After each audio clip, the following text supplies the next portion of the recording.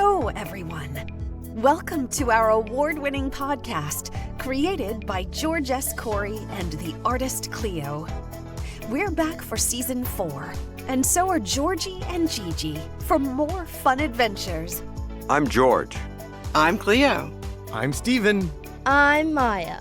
And I'm Tavia. Welcome to The Social Contract. Happy 4th of July, everyone.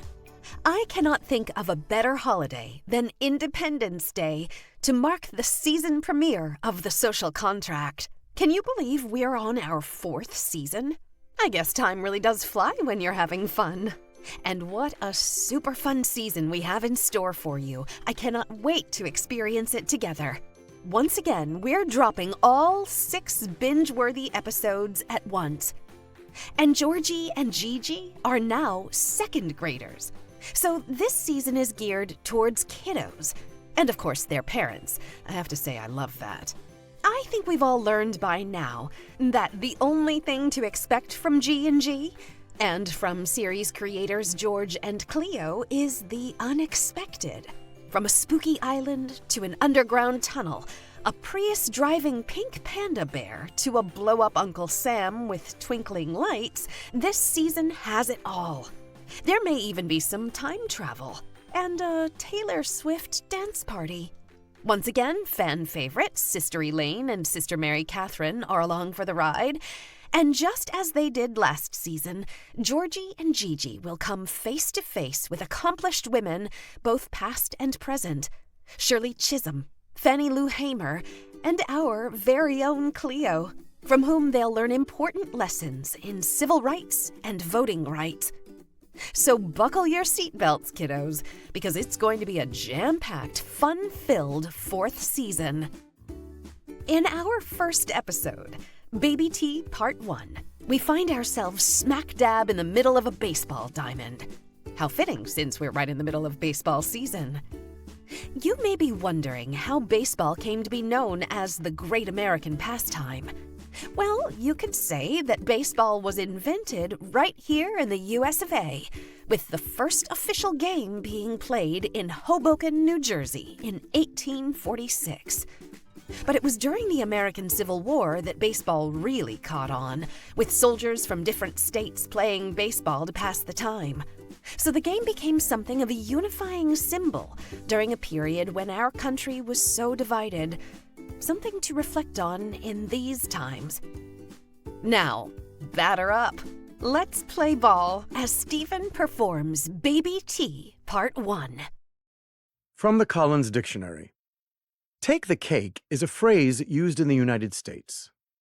If someone has done something very stupid, rude, or selfish, you can say that they take the cake, or that what they have done takes the cake, to emphasize your surprise at their behavior.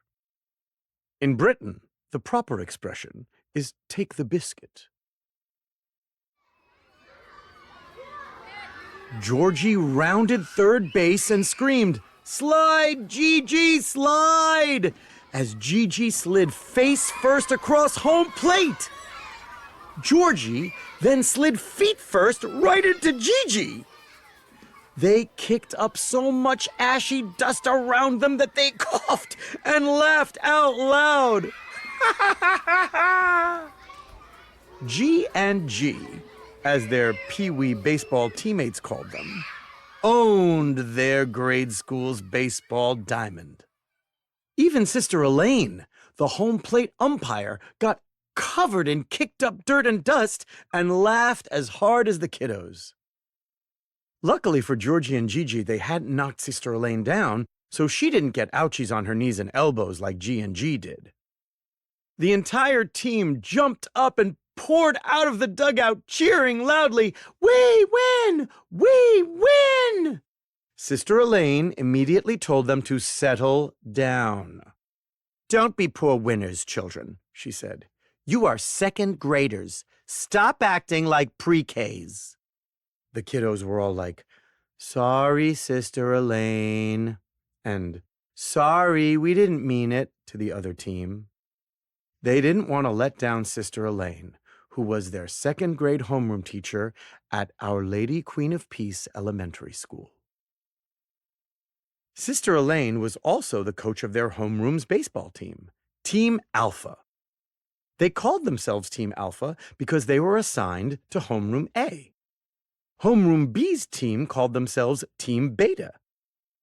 The kiddos thought Alpha and Beta were pretty cool names.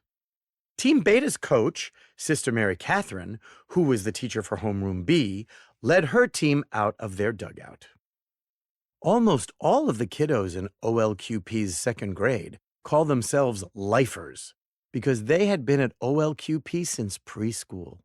That was more than 3 years, almost half their lives. Sister Elaine cheerily announced, Team Alpha wins with 7 runs to Team Beta's 5 runs. Now, let's all line up, shake hands, and get ready for cake! As the team filed into line, Gigi whispered to Georgie, giggling, Look how Team Beta is following their coach in a line, like little ducklings following the mama duck. Wow, none of them look happy at all, not even Sister Mary Catherine, whispered back Georgie. Hey, my daddy told me that Sister Elaine and Sister Mary Catherine competed in everything. Grades, sports, everything. Since before they began nun training. Georgie, Sister has told you 100 times it's not called nun training. It's called something way more serious than that. But I can't remember what. Georgie slapped his knee excitedly. Oh, I know. Sister Elaine and Sister Mary Catherine said it's a calling. Like God called on them to be good teachers and good coaches. And to teach us kiddos to try really hard at sports because it builds teamwork. And to be good sports because it builds character. Don't forget the big one, Georgie reminded Gigi as he took her little hand in his. Sister Elaine and Sister Mary Catherine want us to talk with God as if we're talking to another kiddo. Like we talk to each other. Yeah, and he will answer our prayers if we believe, Georgie said. Gigi dropped Georgie's hand, stood with her hands on her hips, and said, She will answer our prayers. Sister Elaine and Sister Mary Catherine did their best to teach the kiddos that whether they won or lost, to always act with kindness and to judge fairly within the social contract as young gentlemen and young ladies. But these lessons were mostly lost on one little meanie who played for Team Beta. His name was Donnie T. As the 2 teams lined up for cake, they were laughing and having fun, except for Donnie. He stepped out of the line, his tiny right hand raised in a fist, and yelled at Team Alpha, Cheaters! You are all big cheaters! Sister Mary Catherine spun around and told him to mind his manners. You can't win every time, Donnie. Yes, I can, he stammered, his face getting redder and redder. Come on, sister, you know I'm right. I always win. Tell these kids what you told my parents on Parents' Night, that I would be getting an award for being the smartest and coolest kid in class. We've talked about this, Donnie, Sister Mary Catherine said, not unkindly. But now that you've yelled this untruth out in front of all your classmates, I have to set the record straight. It was not Parents' Night. Your parents were at OLQP because of a disciplinary matter before Principal Sister Teresa. Not because you're getting an award. Your behavior is highly inappropriate, Donnie. Coming up with nicknames for your classmates that only you seem to think are funny. Routinely trying to cheat on quizzes.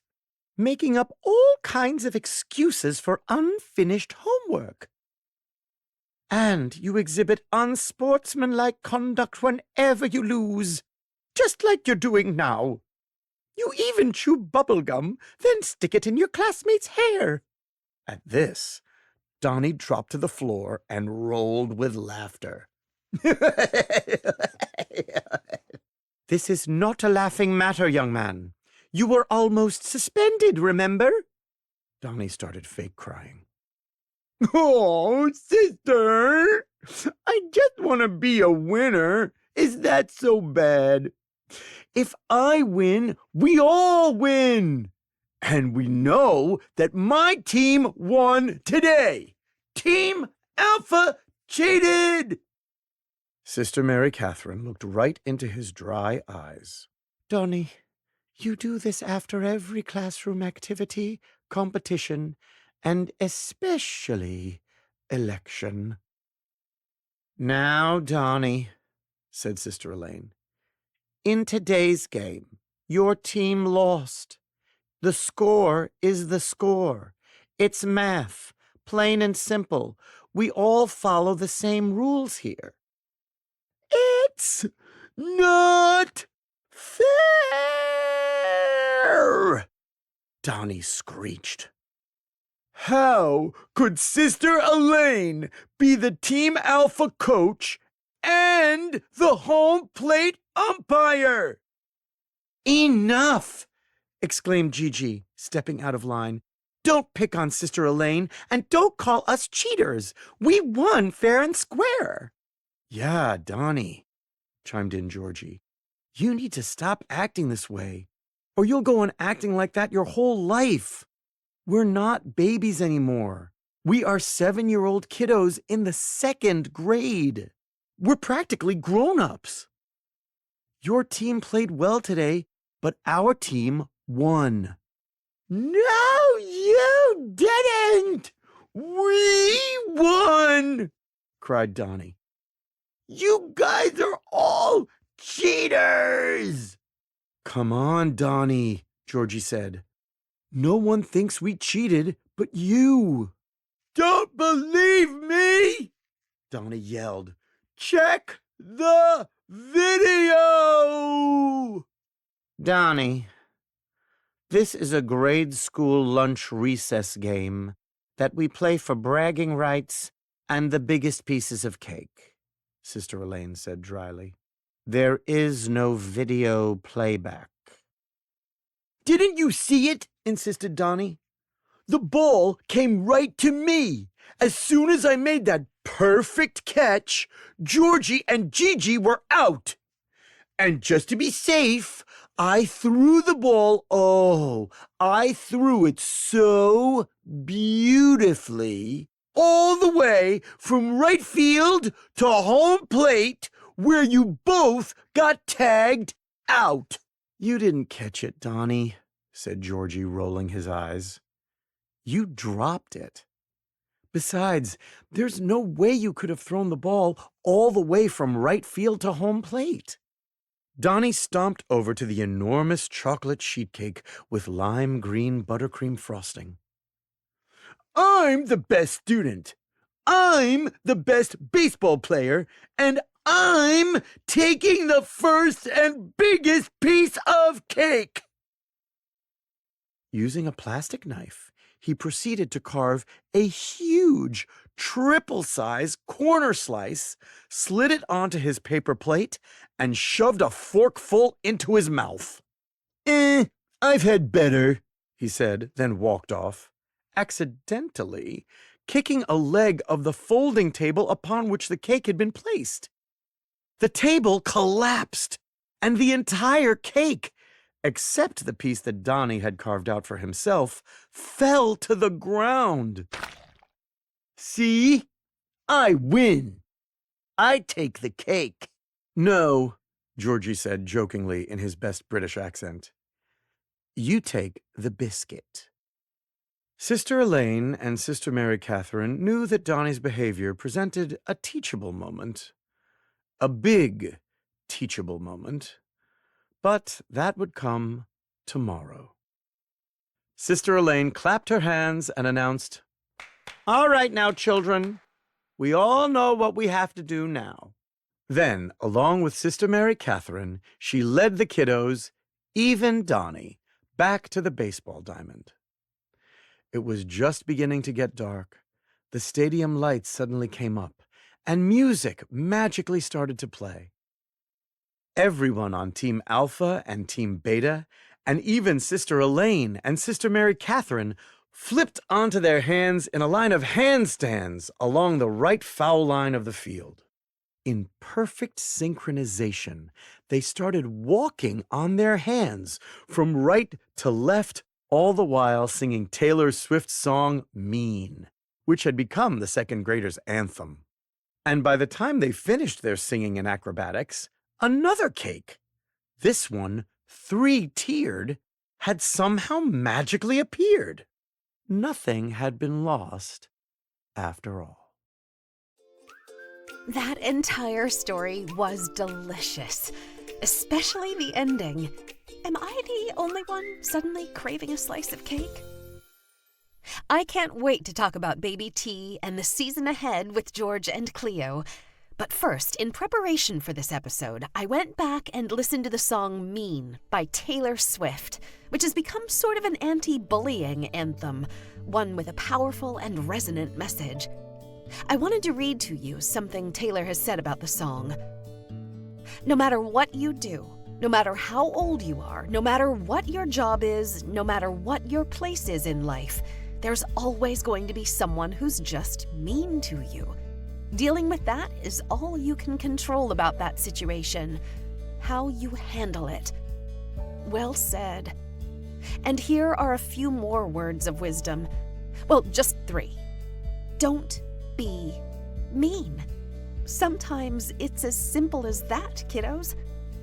Now, before I bring on George and Cleo, let's welcome back Maya to the Social Contract. Thanks, Tavia. It's so good to be back for Season 4. Hi, kiddos and parents. It's your girl Maya here. I'll be sharing some fun quotes with you all throughout the season. I cannot wait. But first, I wanted to bring in Steven, who has discussion questions that George and Cleo cooked up just for you. 1. What is an example of constructive criticism? 2. How is constructive criticism different from being mean? 3. In Baby T Part 1, in what ways was Donnie a meanie? 4. Why do you think Donnie acted the way he did?